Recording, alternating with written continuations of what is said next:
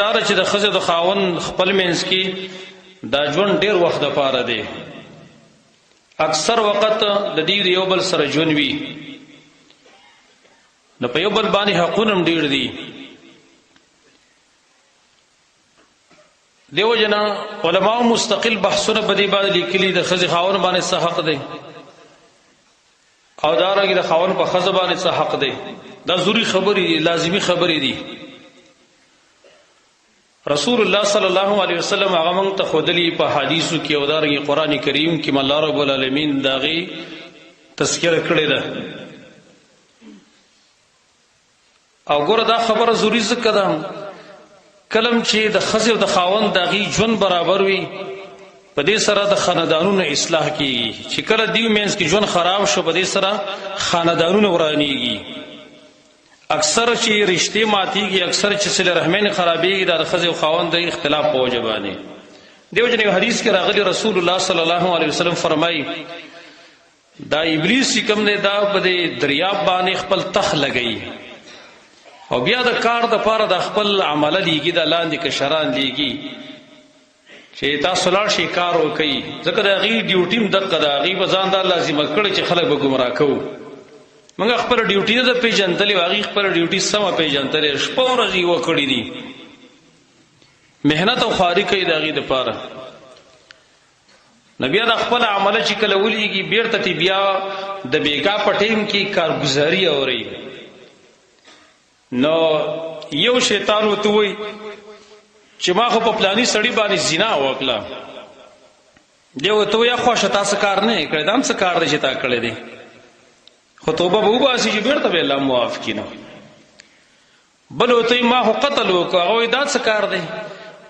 بل وایي ما غلا وکړه. داسې ډېر شي ګناهونه هر یو ته ذکر کوي، هر یو ته دی وایي خوښه ورکشه څه کار دی دی کړی، دا څه کار دی، غټ کار غواړي. په دې کې یو راشي هغه ورته وایي زه په ښځه او خاوند پسې لګېدلی وم او د هغې منځ کې ما اختلاف پیدا کوو. او دا ګورې په معمولي خبرو باندې اختلاف وي ګورې د ښځې او د خاوند منځ کې. لکه دا به انشاءالله وروسته موږ ذکر کوو د ښځې چې کوم حقونه دي په خاوند باندې. نو هغې کې یو دا هم ده چې سړی به ډېر ناکام کوي. دا خو انسان دی په یو حالات باندې نه، په یو حالات باندې صرف یو الله دی. کله به په کور کې د زنانو نه پخلی ورانېږي، کله به تې روټۍ خرابېږي، کله به تې ځای ګنده پاتې کېږي، کله یو شی کله بل شی. دی خو به دا مطلب نه چې ګرې بس دا چې په مخه غلطي ده. نو که زمونږ چېرته په کور کې سالن وران پوه شي لږ تریو شي یا بل منګي سی به دا کنځلې او ردې بدې او اخلاق هم خراب کړي، خپله هم او د خپل اولاد او د خپل بیبیانو هم. نو په معمولي خبرو باندې د دې منځ کې اختلاف د شیطان راولي، بدګمانۍ نه پیدا کوي پکې. د هغه وایي زه په ښځه او خاوند پسې ولګېدلم، د هغې منځ کې مې اختلاف راوستو داسې حد ته ورسېده چې ښځه او خاوند مې د یو بل نه جدا کړه. هغې خپل منځ کې طلاق واقع شو. وایي دا ورته د تخت نه راکوشي دا شیطان، غاړه ورسه میلاو کي او ورته وایي چې اصل کې زما بچی خو ته کار خلک داسې کوي. وایي ګوره دا خبر دومره ضروري ده چې د ښځې او خاوند منځ کې اتفاق او اتحاد دا ضروري دی. په دې باندې د شیطان زړه چوي، په دې باندې شیطان خفه کېږي او د هغې په اتفاق اختلاف باندې او د هغې په جګړو باندې شیطان ښه خوشحالېږي. لہذا دا حقوق که موږ وپېژندل انشاءالله تعالی د کورنۍ احوال به بیا د سړي او د ښځې ښه برابر وي، بیا به پریشانۍ نه ټینشنونه به نه. او دا ضروري په دې وجه باندې چې کله سړی باري ستړی ستومانه کار یې کړی یا بار د خلکو د خبرو نه تنګ شي، کور ته لاړ شي، هلته چې کور ماحول ټیکي نه هلته خوشحالی شي. خو چې سړی بار هم پریشانه دی، کور ته لاړ شي کور هم پریشانه دی، جو اکثر په خودکشۍ کې بیا ناپوهه خلک واقع شي. قرآن کریم کې الله رب العالمین ذکر کړي دي آیات کې دا حقوق ته اشاره ده.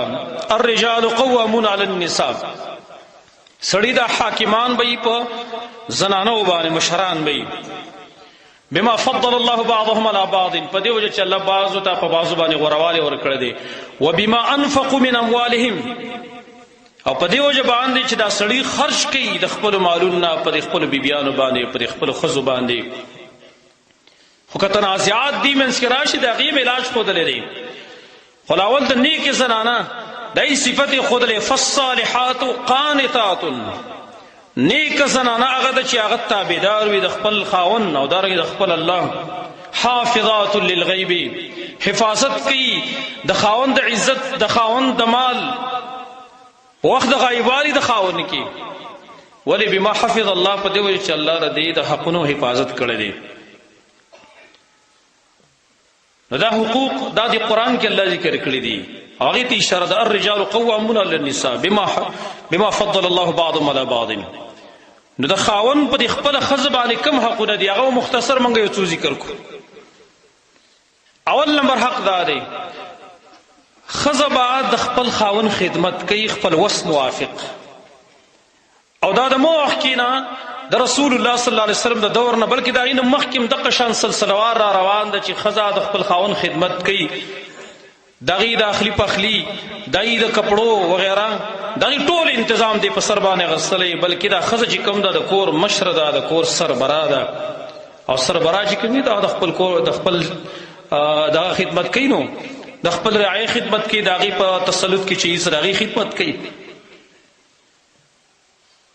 نبی صلی الله علیه وسلم ته یوه زنانه راغله حسین ابن محسن دی وایي زما ترور وه نبی صلی الله علیه وسلم خواته راغله د هغې نه څه تپوس وکړه څه خبرو باره کې تپوسونه چې کله ختم شو ضرورت د هغې ختم شو نبی صلی الله علیه وسلم ورته وفرمایل ویل ستا خاوند شته دی هغې ورته ویل او یا رسول الله خاوند مې شته دی ویل څنګه خدمت یې کوې که نه ویل او یا رسول الله خدمت یې کومه دومره زیات خدمت یې